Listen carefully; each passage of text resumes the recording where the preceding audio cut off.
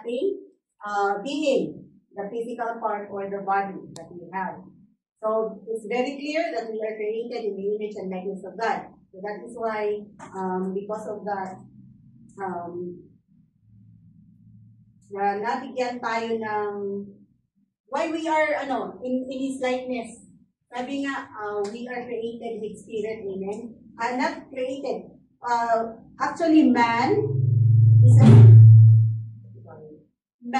a spirit being with a soul in a body. Ganun po dapat ang description natin tayo bilang tao. We are a spirit being with a soul. Amen? In a body. Body, physical body natin or the physical things. So, let's go through that when we, madadaanan natin yan. So, in 27, it says also, so God created man, parang, lang siya, kinonfirm. So, God created man in His image. In the image of God, He created him. Male and female, He created them. Praise God. Diba? So, we are individuals with moral and rational. We are individual, moral, and rational creature. Pag sinabing rational, di ba, we reason out. Pag may sinabi sa atin, may pag-rebuttal agad tayo. We are thinking beings. We have intellect. Amen? And so does our God. Ganun ang Panginoon. That is why, in that image of God, tayo naging kapareho or kawangis niya. We are intellectual beings. We are capable of loving. We are capable of sacrificing, doing good deeds, and many more, because we were created in the image of God. So now, did we understand how we are in the likeness and image of God? Hindi po physical. Amen? That is why, si Jesus, di ba may mga pictures tayo na nakikita ng mga pictures ng tao as God. That is the picture, parang, that's the image of Jesus when He became, nagpakatao siya to do the mission that He has to save the people or to save us. But God Himself is a spirit, so wala po siyang katulad sa ating na physical na anyo. Amen?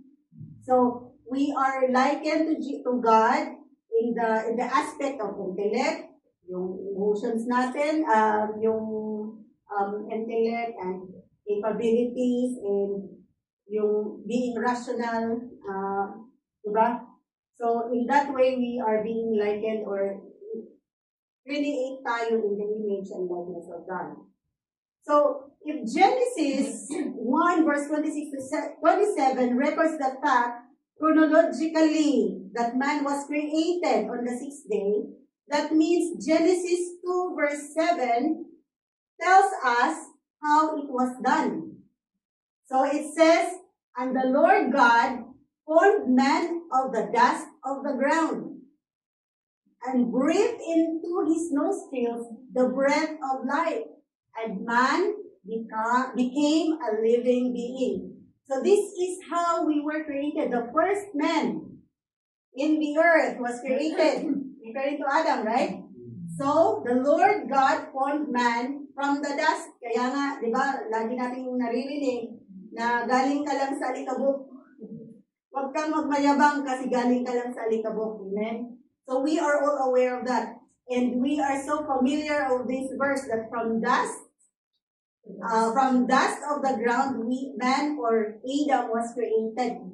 Adam was formed, di ba? And so, this is referring to the physical body of man. So from this verse, from Genesis 2 verse 7, let me know if I'm being fast or hindi nyo ako naiintindihan. So from Genesis 2 verse 7, makikita natin ang three parts of man. Diba? The body of man made of the dust of the ground. So that is the body. Number 2, the spirit breathed into man's nostril by the Lord. So, yung ginawa yung alikabok, nung pinorma o linolma siyang tao, wala pa yung life. Yun yung physical na part ng tao. So, when God breathed the spirit into the man's nostril by the Lord, so nagkaroon ngayon ng buhay. And then, the soul, which is the union of the other two, ng ng alikabok or nung ginawang nung inulmang alikabok or ground or dust, plus the Spirit of the Lord, then comes the soul of man. Amen? So, by default, tayo po ay spirit that comes from the Lord. We are a spirit, again, we are a spirit with a soul in a body. Klaro po? Naiintindihan? Tayo po ay spirit being with a soul in a body. Amen? Klaro? So therefore, man is a tripartite being, or a triune being, or a three-dimensional being. So tri means, from the root word tri, means three. Diba? So again, man is a tripartite being. Can you all say that? Man is a tripartite being. Pakisabi sa katabi, or tripartite ka. Man is a tripartite being. Praise God. So there are two passages from the Bible that clearly establish the fact that man has three parts. So merong other verses in the Bible or scriptures or word in the Bible that supports to this. Okay, so man is a tripartite being. So this is the spirit, soul, and body. The spirit is the innermost, and the second layer is the soul, and the outward layer is the body. Ito yung makikita na nakukurot niya, pakikurot ng katabi. Sabihin mo magpatutulog. So ano yung innermost being natin? Spirit. Ano yung pangalawang layer? Soul. And the last layer is body. Praise be to God. So in 1 Thessalonians 5 verse 23, okay, ito, same pa rin to. So the spirit, let me just give you the idea. So the spirit is the innermost. This is what we use in fellowshipping with the Lord. This is where our conscience is, or our intuition. While the soul, here is the mind, the will, and the emotions. Ito yung mga nakakaramdam ng mga pain, ng mga, alam mo yun? Yung mga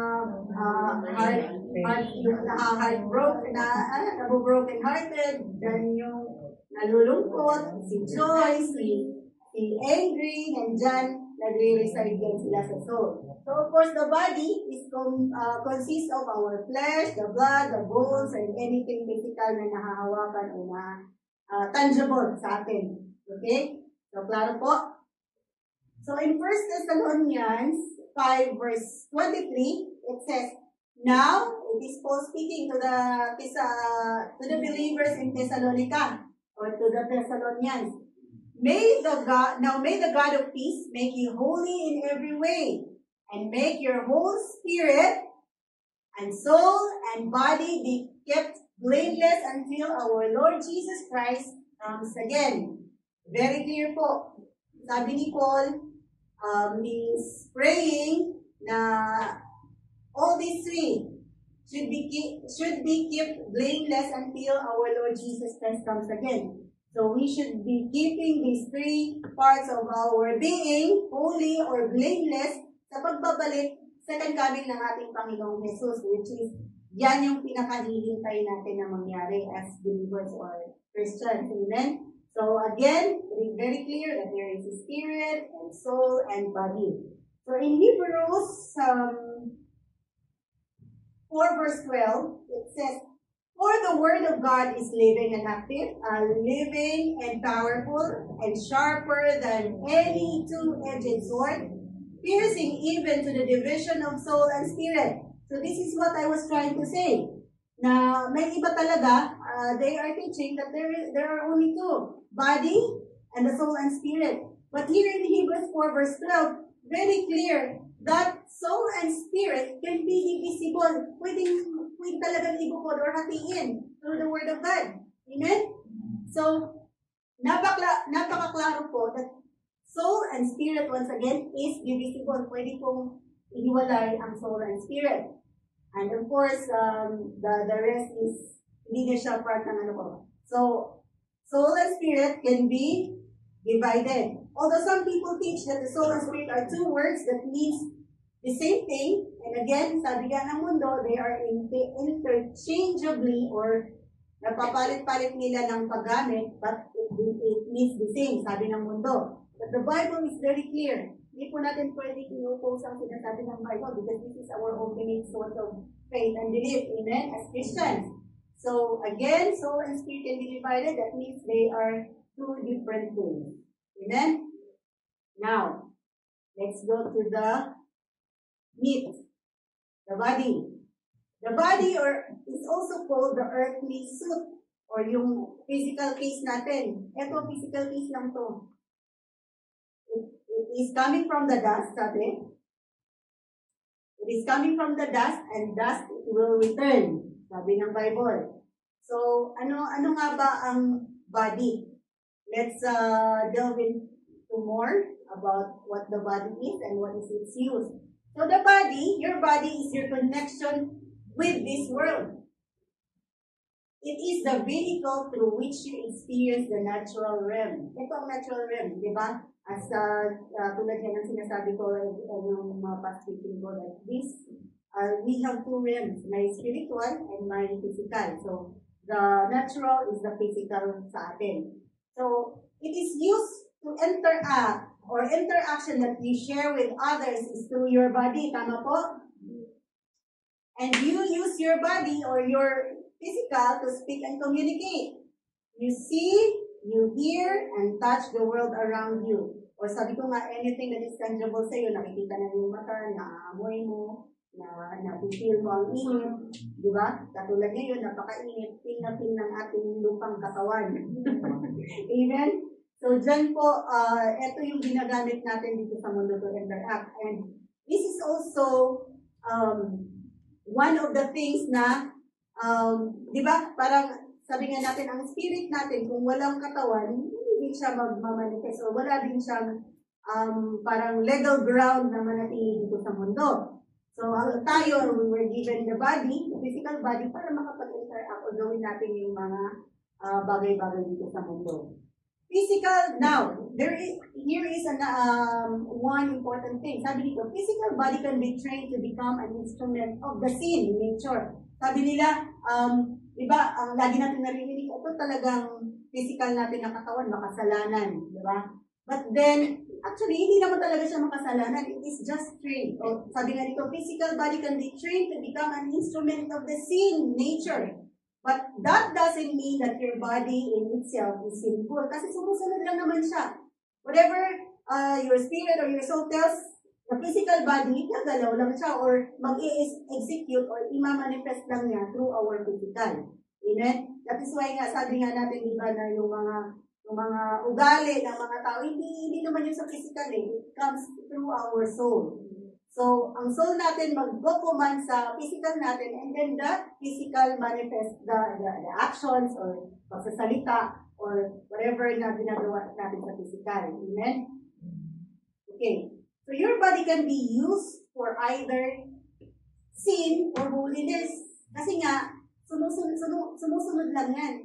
The choice is yours. In fact, your body can be a carrier also of the glory of God.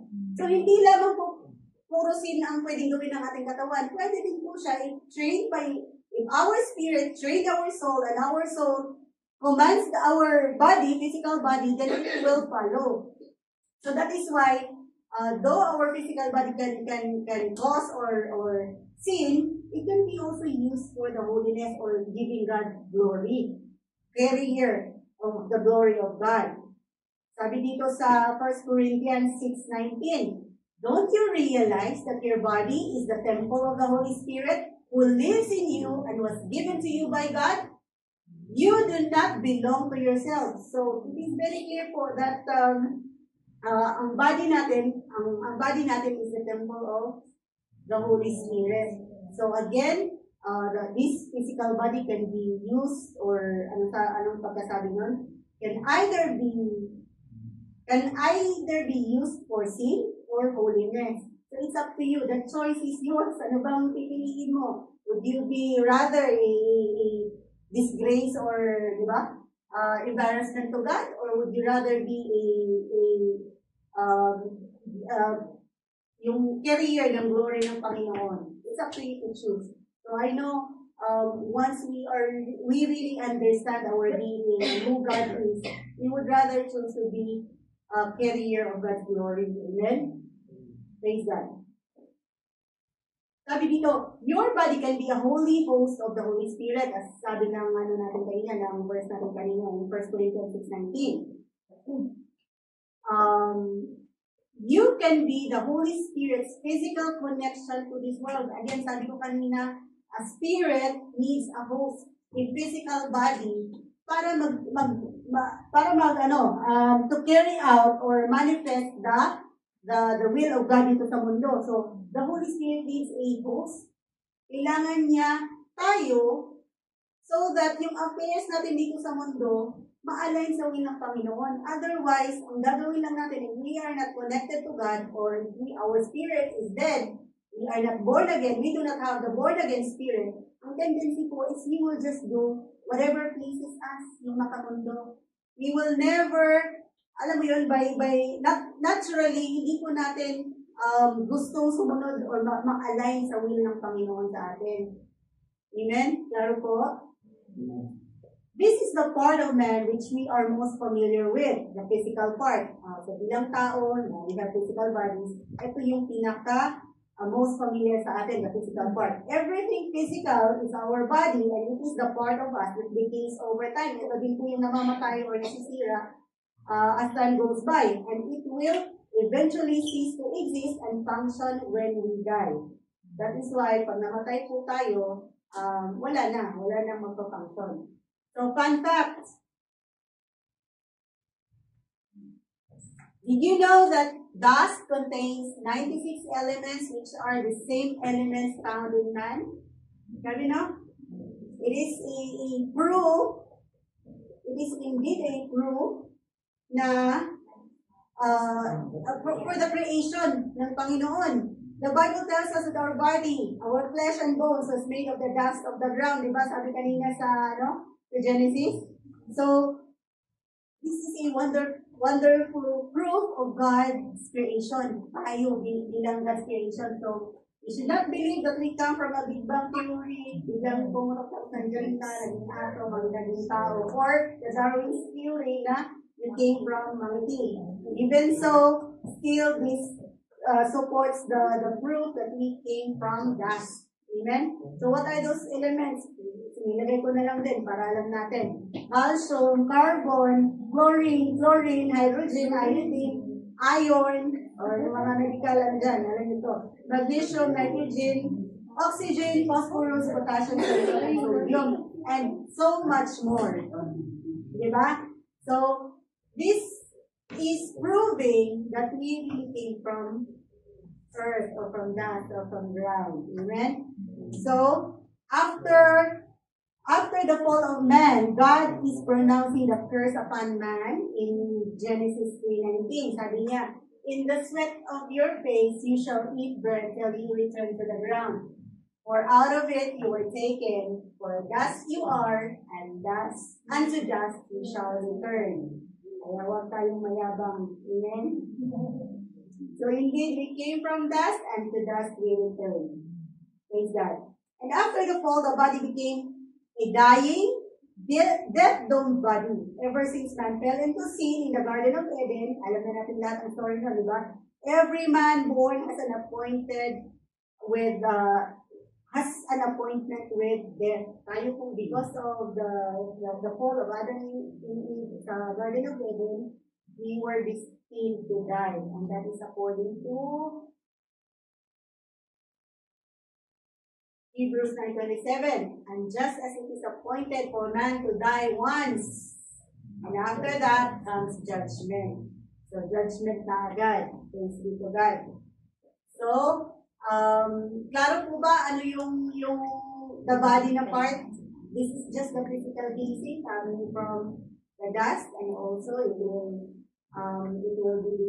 decay, it will die, and it will go back to dust once again. Amen. So the next part is the soul. the realm of decisions, also called the realm of decisions. Why? It is in the soul. In the soul lives your mind, will, emotions, personality. Okay? Ito yan, dyan yan nagre-reside or dyan yan nananahan sa ating soul. Itong mga ano na ito, components na ito. Mind, will, emotions, personality. Your mind is what you imagine o yung mga naiisip natin. Your will is what you want. Ano bang gusto natin? Anong gusto nating mangyari? Anong gusto nating gawin ngayon sa buhay? Your emotions is what you feel. Naalala ko yung uso ngayon na movie, ano yun? Inside Out. Si joy, si sadness, si anger, si anxiety. So, dyan yan natin dyan yan sa soul natin nang gagaling. That is why if your soul is not being trained by your spirit, lagi tayong conform sa pattern ng mundo. Hindi tayo aligned sa gusto ng Panginoon. That is why the Bible is telling us to renew your minds. Do not be conformed to the pattern of this world. Kaya hindi alam, if our soul, kung hindi pa born again ang spirit natin, ang soul natin will always choose to do what is worldly, fleshly, kung ano yung mga mundo at ano yung gusto ng katawan o hilig ng katawan. Amen? That is why we tend to react sa mga emotions, di ba? Kung ano yung nakikita natin, iyak ka agad, na-anxious ka na agad, nagalit ka na agad, di ba? But it's okay to feel those kasi that's part of our being. But reacting to that is not good. Kasi ang reaction, hindi mo na inisip. Diretso react ka na, di ba? But when you respond, you should be responding instead of reacting. Kasi pag respond, iisipin mo pa siya, tama ba itong gagawin ko? Will it be good for the madlang people? Or para lang sa akin ba to? Good lang ba sa akin pero masama sa iba, di ba? So you should be thinking about how you are going to respond. But reacting, syempre, pag ilan ka, react ka agad, di ba? Diretso agad. Pag you feel the pain, gusto mo rin makabawi agad. That's how the soul reacts. Amen? So the soul is the neutral ground between the body and the spirit. So, siya yung midway. Siya yung, kumbaga, sabi ko nga, if your spirit is not born again, ang born again, hindi po siya religion na. It's the status or the state of our spirit. Amen? So, when our spirit is dead, what do you think the soul will do? Doon lang yan, sa kung ano yung ano ng katawan mo, hihingi ng katawan mo. Ang soul, yung soul, gusto lagi yung naturally, kasi after the fall of man, yung soul gusto laging kung ano yung worldly and fleshly.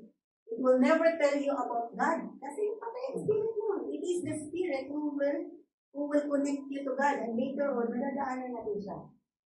Okay? So, it is the neutral ground between the body and the spirit or the midway. It is the place where free will is exercised. So, dito din na nai-exercise natin ang free will natin sa soul. So, again, kung patay ang spirit, walang mag-lead or walang magtuturo sa soul natin. That is why, nagtataka kayo, bakit kaya, nung hindi pa ako born again, or hindi pa ako, alam mo yun, wala kang alam sa Lord. Although naririnig mo siya, but it does not reveal something to you. Nagbasa ka ng Bible, cover to cover, pero wala kang naintindihan, walang revelation. Because there is no help of the Spirit. Hindi konektado ang Spirit natin sa Espiritu ng Panginoon. That is why kahit anong gawin natin, anong kulang, alam mo, we always feel that there is something missing. Hindi tayo nakukontento. There is something that we are looking for na hindi rin natin maintindihan. Ngayon, sabi ko noon, pag nag-graduate ako ng elementary, makakapasok ako bilang katulong. Again, nung graduate ako ng elementary, hindi pa ako kontento. Sabi ko, graduate ako ng high school para sales lady. Nung graduate ako ng high school, sabi ko, gusto ko pa rin graduate So, there is something na lagi natin hinahanap. When you achieve it, again, meron ka na namang ibang gusto. So, ganun tayo, parang insatiable being tayo. Lagi tayo may hinahanap na hindi natin alam kung ano. And that is because our spirit is dead. Walang magtuturo sa soul natin. Parang alam mo yung litong-lito ang soul natin sa bagay na hindi rin alam. Amen? So, because of that, so soul is where the decision-making or the free will is exercised. Okay? Ano po? Saan nag-take place ang decision-making or ang free will natin? The soul. So, free will is in the soul. Amen. Praise God. The soul also is the eternal. Eternal, and everyone has a soul. So, soul is eternal. Claro po, soul is eternal. Hindi po namamatay ang soul pag namatay ang physical body. Okay? And everyone has a soul, redeemed and unredeemed. Lahat po ng tao ay may soul. Whether nakakilala kay Lord o hindi nakakilala kay Lord, tumanggap kay Lord o hindi tumanggap kay Lord, lahat po tayo may soul. Even the wicked have souls. So, let us see. The wicked have souls. The soul of the wicked, sabi sa Proverbs 21 verse 10. The soul of the wicked desireth evil. Diba? So, this is a proof that even the wicked ones, or the wicked people, those people who do not have God, or who do not believe in God, they have also souls. And you will know why. The godly have souls also. Sabi dito sa 3 John, verse 1 to, chapter 1, verse 2. Beloved, I wish above all things that thou mayest prosper and be in health, even as thy soul prospers. So even the good soul or the good people, even the godly have souls. There is a godly soul, the wicked soul. So therefore, every human being has a soul. In whose head is the soul of every living thing, and the breath of all mankind. Amen? According to Job 12, verse 10. The breath of life is in the soul. Sabi, di ba kanina sabi sa Genesis, the Lord breathed into the nostril of man. So, the breath of life is in the soul. The soul gives animation, at ito yung kumikilos, consciousness, and the soul where your free will is exercised. Sabi kanina. The soul is self-conscious. It stands for the individual, personal life. The ingredients which makes us human being belongs to the soul. So, ang ingredients daw or ang components that makes us human beings is in the soul. The intellect, the thought, ideals, yung mga emotions, feelings natin, love, understanding, decision, or choices, and other qualities are all associated with soul.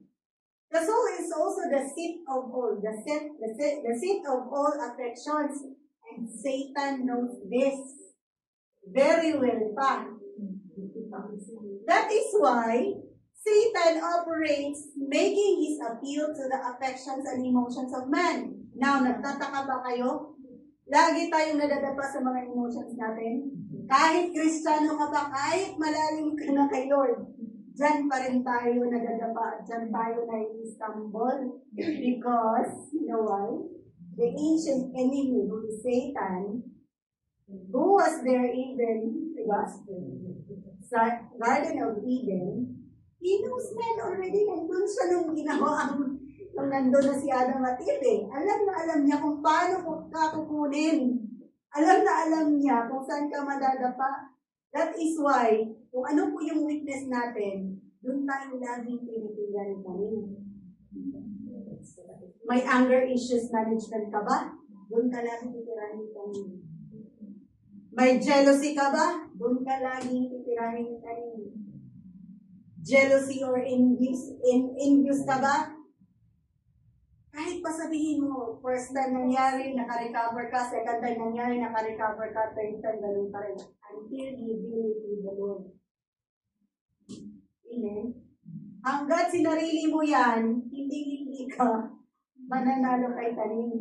Kasi alam na alam niya ang nature ng tao na when Adam and Eve, diba? When they fall into that. So that is why he operates making his appeal to affections. alam mo yun, yung pag naumpisahan ka ng isa, magtataka ka, bakit? Grabe talaga yung atake sa akin ngayon. Grabe talaga yung ginawa. Parang nainis ka into the small thing. Maya, mayroon na namang kasunod. Diba? Mayroon na namang kasunod. Bakit sabay-sabay sila? Ang tanong natin, bakit talaga ngayon pa? Bakit sabay-sabay naman itong nangyari? It is because yun ang atake ang attack ni Satan sa atin and his demons. He is just like, sabi niya, roaring lion waiting for someone to devour. Naghihintay lang yan. Isang, parang alam mo yun, parang parang baso ba? Pag alam mo yun, may konting crack. Talagang susundutin niya ng susundutin ni Taning hanggang mag-ibig ka or bumit or ang tawag ito na ano ka until pumutok ka. Diba? So, because of that, alam ni Taning ang ganyang gagawin sa atin. Alam niya kung paano tayo gatungan. Sabi dito sa is the soul of man that Jesus, it is the soul of man. Okay, we're talking about the soul. So, for your information, mga kapatid, it is the soul of man. It is our soul that Jesus died to redeem on the cross. Yung soul natin is very important to the Lord. Kaya nga, alam nyo, di ba ang tawag natin pag may nag-reach out or nag-evangelism? Di ba? We are always, nakadala ka ba ng soul? Na-win mo ba yung soul? We always say that, ikaw, ang tawag sa'yo dito, soul. Di ba? Each one of us, we call them the church as soul. Because it is your soul that Jesus died for. It is because of your soul. Napaka-importante ng soul mo. Binili ng Panginoong Jesus ng kanyang life. Hinayaran niya ng kanyang buhay. Amen? That is how important your soul is. And according to Hebrews 10 verse 39, but we are not of those who shrink back and are destroyed, but of those who have faith and preserve their souls. Amen. In Psalms 49 verse 8 says, the ransom of his soul is too costly. Costly, you know why? It has been bought or it has been paid with the precious blood of Jesus. Ganun ka-costly ang soul mo. Jesus ransomed it with his precious blood. So precious that it can even pay the entire world or lahat ng kasalanan ng mga tao, or it can buy all the souls of all men on the earth. And he should cease trying forever so that he should live on eternally. And because God has ransomed our soul, we are able to live eternally. And he should never see the pit or grave and undergo decay. This is referring to our soul. Amen? Klaro po? But the soul is never directed towards God until after the spirit has become regenerated. Ito yung sinasabi ko kanina.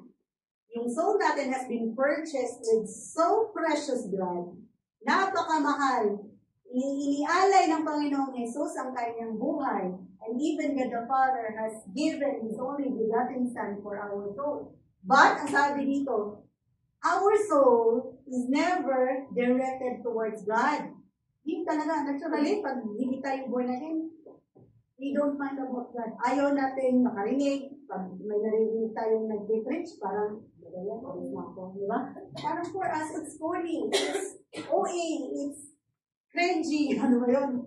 Ayaw natin makarinig. It's because our soul does not want that. It is never directed towards God. Ayaw natin makarinig or anything that has to do about God, yung about sa Bible, we don't want it.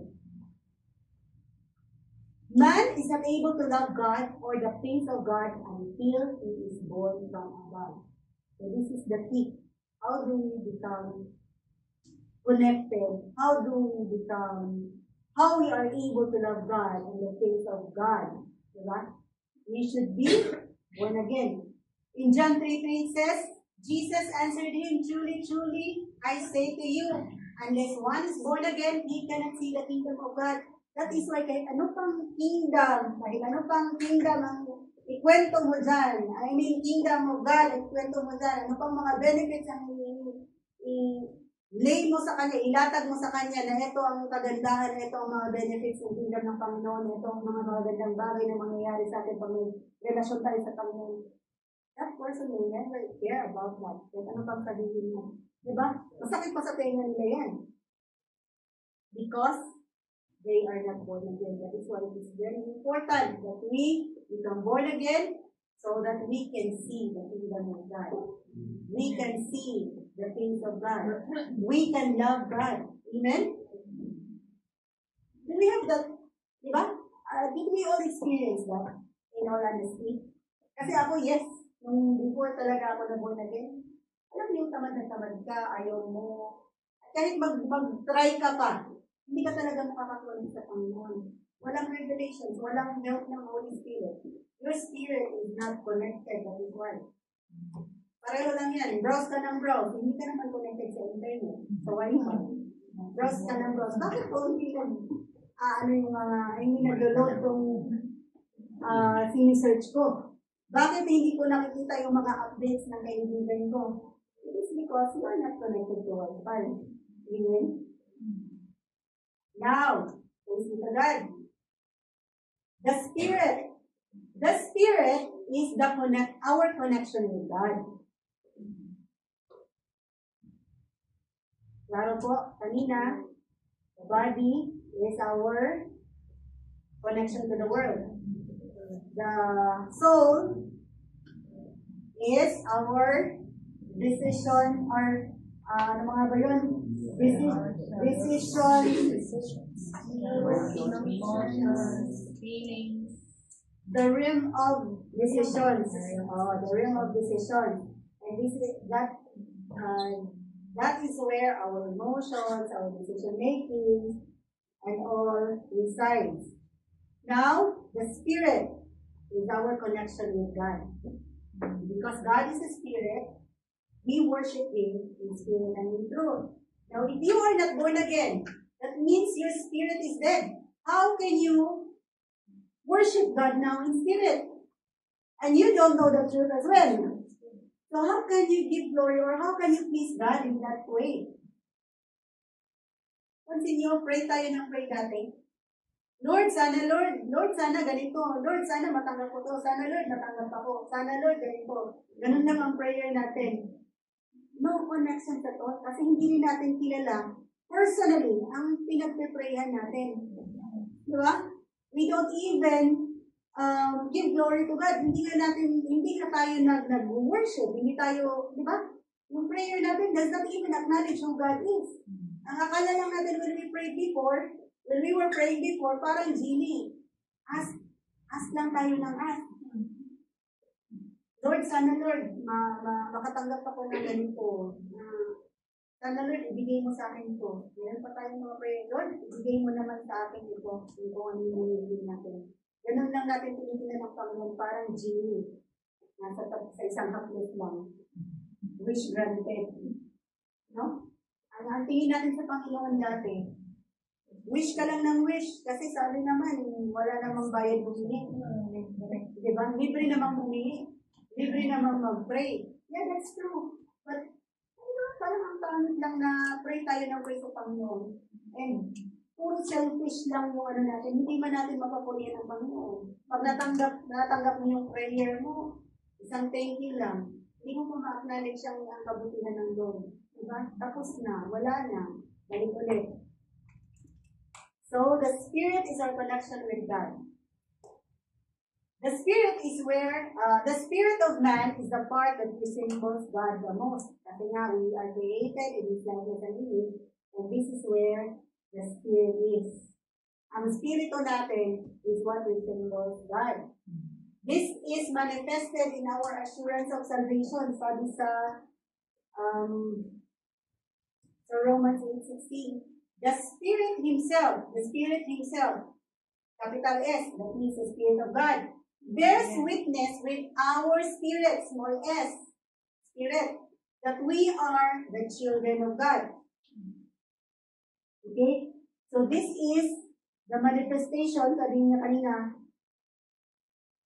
this is manifested in our assurance of salvation. Kaya, mga kapatid, if you truly genuinely at totoong tinanggap mo ang Panginoong Jesus, the Spirit Himself or the Spirit of God or the Holy Spirit bears witness with our spirit that we are the children of God. Kaya huwag na tayong magdalawang isip.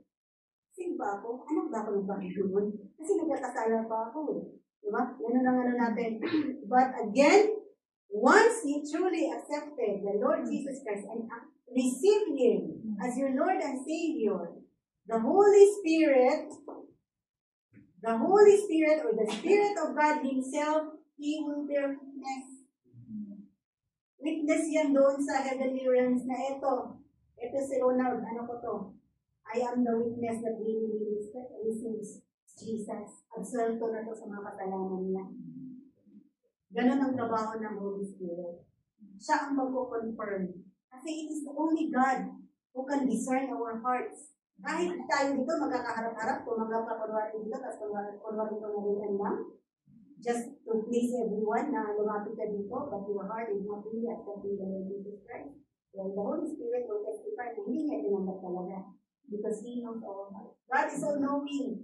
Alam na alam niya kung tumanggap ka or hindi. If it's really genuine yung pagtanggap mo or kunwari lang. Amen? So it is the Holy Spirit who bears witness for us. So He is also the seal of our salvation. Praise God. The Spirit, or our spirit, is the innermost part of your being, the center of you, the source of your identity, the deepest part of you. Kaya nga, you are a spirit being. Siya yung innermost mo, siya yung center ng pagkatao mo, siya ang source ng iyong identity. The deepest part of you. So pag I often hear before na napakaganda ng soul mo. Diba? Napakaganda ng beautiful soul. But ano talaga, it is our spirit. Amen? Your spirit knows the perfect fellowship with God. It is only through our spirit that we can fellowship with God. Sabi nga kanina, God is a spirit, worship Him in spirit. Diba?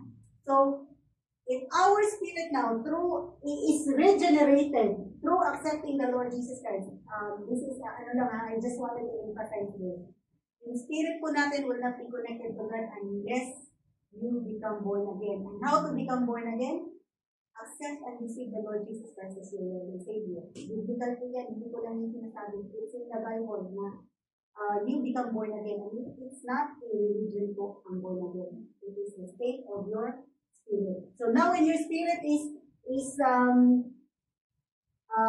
connected now, or hindi na patay yung spirit mo, it knows the perfect fellowship with God. Ngayon, nagtataka ba tayo nung naging spiritual na tayo na being when we receive the Lord Jesus Christ, doon na meron tayong parang desire to read the Bible, desire to hear the Word of God, desire to pray, desire to become deeper with our relationship with God. Diba? Because it knows, our spirit knows the perfect fellowship with God. Doon na pumapasok ngayon yung pag nagbasa ka ng Bible, naiintindihan mo siya. Because the Holy Spirit is revealing it to you. And this is according to 1 Corinthians 2:17.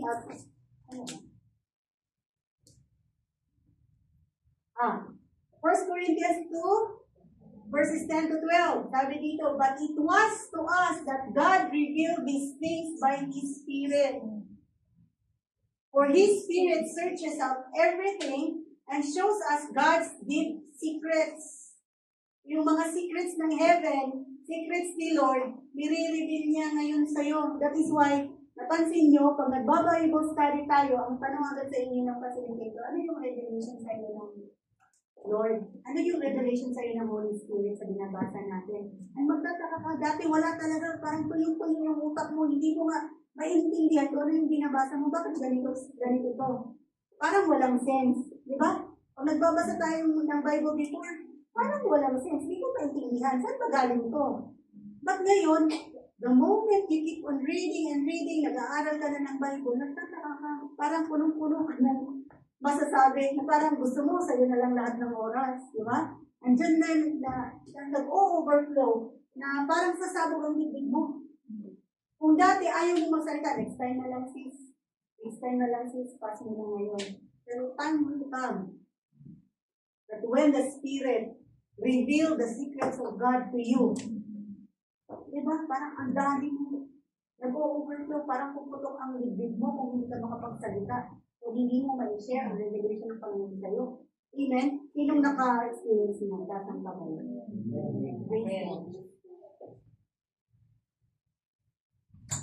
No one can know a person's thoughts. Sabi ko kanina, God is the discerner of hearts.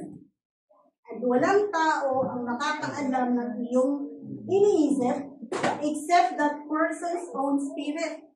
Walang iba, ikaw, pag nag-isip ka ngayon, walang ibang makakaalam yan, kundi sarili mo or your own spirit. And ang sabi dito, I'm the one who can know God's thoughts except God's own spirit. So, hindi rin natin alam ang iniisip ng Lord. Sabi nga natin, di ba, parang God's thoughts are higher than ours. Sabi dito, and we have received God's Spirit, not the world's spirit, so we can know the wonderful things God has freely given us. Alam niyo, we can never appreciate yung mga bagay na spiritual unless our spirit are born again, di ba? Hindi natin maintindihan at hindi rin natin ma-appreciate ang mga things that pertains to God. Hindi natin maintindihan, hindi rin natin ma-appreciate. But when we become born again, appreciate mo. Glory to God. Praise God. Diba? Small or maliliit na bagay that you are, alam mo yun, pag kasi naging ka na, born again ka na, when you become godly, alam mo yung kaliit-liitang bagay, pagpapasalamat mo sa Diyos kasi naintindihan mo na walang sa'yo. That everything that we have, that everything that we are experiencing in this world is by the grace of God. Amen. Doon tayo nagpapasalamat. Praise God. Praise God. Salamat, Lord. Di ba? We became so grateful and appreciative sa maliliit na bagay. And that is what the Spirit of God is revealing to us. Di ba dati, wala tayong pakialam eh. Pag may mali naman, bakit ganito lang? Bakit ganito lang? Buti, buhay ka pa. Buti, humihinga ka pa. Ang sarap sabihin sa mga pag hindi nila naiintindihan yun, na grasya lang ng Panginoon. By the Holy Spirit, every believer, isang tao. By the Holy Spirit, every believer has this privilege of eternal connection with God Himself. Because when we were still sinners, we were separated by God. For the wages, sabi ng Bible, for the wages of sin is death. And that death is the eternal separation from God. And because we receive God, Jesus as our Lord and Savior, tayo ay na-restore, yung spirit natin is na-restore, at na-restore din yung relasyon natin sa Panginoon. That is why we have been given the privilege of eternal connection with God Himself. That is why we are able to commune with God. Meron na tayong close relationship sa Panginoon. We can cry out to Him na nabigyan na tayo ng access sa Kanyang throne of grace and mercy. We can come boldly into His presence kasi na-restore na tayo sa Kanya. And we have been given the privilege, the connection with the Lord. Kung hindi na natin kailangan pa ng iba, pray mo naman ako. You can pray. You can pray. You can talk to God. Pwede kang maglambing sa Panginoon as His son or daughter. Diba? Amen? Christians live not to connect with God, but from connection with God. Ganyan na ngayon ang study natin ng Holy Spirit. We do not live to connect, but we live from the connection with God. Amen? Isn't it amazing? Amen. Diba? Hindi na tayo nabubuhay para pumonekta kay Lord, but from His connection. Kasi matik yun. When we are born again, ang spirit natin is automatically connected sa Panginoon. Amen. So, no matter how you feel, no matter how you feel in your body or soul, kahit ano pa yung ka-down yung mo ngayon, napaka-emotional mo ngayon, your connection in the Spirit remains. Diba? Galing, no? Galing, Lord? Your spirit is one with God. But the person who is joined to the Lord is one spirit with Him. Ang galing ng Lord. Again, we were given the privilege, access sa Panginoon. We are one with Him. We are one with Him in spirit. Your soul is filled and owned by God. The Spirit is the guarantee or the first installment, the pledge, or the foretaste of our inheritance until the redemption of God's own or purchased possession, His believers, to the praise of His glory. So it is the Holy Spirit that is yung guarantee natin sa ating salvation. Ito yung sinasabi dito that once you receive the Lord Jesus Christ, it is guaranteed. Your salvation is guaranteed na. For the praise of God's glory. Asa na tayo? There is another fact. Your body belongs to God. Sabi sa 1 Corinthians 6:19. Don't you realize, binasa natin kanina, di ba? Is the temple of the Holy Spirit who lives in you and was given to you by God. You do not belong to yourself. You do not belong to yourself. Sabihin niyo sa mga sarili niyo, I do not belong to me. I do not belong to me. I belong to God. And when you belong to God, ano dapat ang action na? Ano dapat ang response natin? Like you belong to God. Di ba? Huwag natin i-confess or sabihin that I belong to God, pero yung actions natin says differently. Says otherwise. So when you say you belong to God, act that you belong to God. Amen. So, one of our statement of faith, only by grace believes that man is a tripartite being. We believe that man has three dimensions. Spirit, ano yun? Body, and soul. Spirit, soul, and body. The spirit, ito yung kainanatnan. The spirit will return to God who gave it when we die. The spirit will return to God who gave it. The body will return to dust, as established kanina. And the soul of the dead will be judged. That is why, sino yung mapaparusahan at sino yung ma-re-rewardan when we die? It is our soul. Yes, the body will return to dust, our spirit will return to God, and our soul will be judged. So depending on your kalagayan ng ng tumanggap ka ba o hindi, kasi yun lang naman ang requirements ng ating salvation You will be with God if you receive the Lord Jesus Christ, and you will be in hell if you did not. So, isa naman kahihinat na natin. And bakit hindi natin tatanggapin ng Panginoong Jesus kung maganda naman ang promise nito? Diba? Or we are here. It's up to you kung gusto mong paligyan ka for not believing Jesus. It's up to you. And suffer later. Or receive Jesus now and benefits, or even now when you receive Jesus and after death. And this is backed up by, of course, verses in Ezekiel 18:4. Behold, all souls are mine. Your soul belongs to God.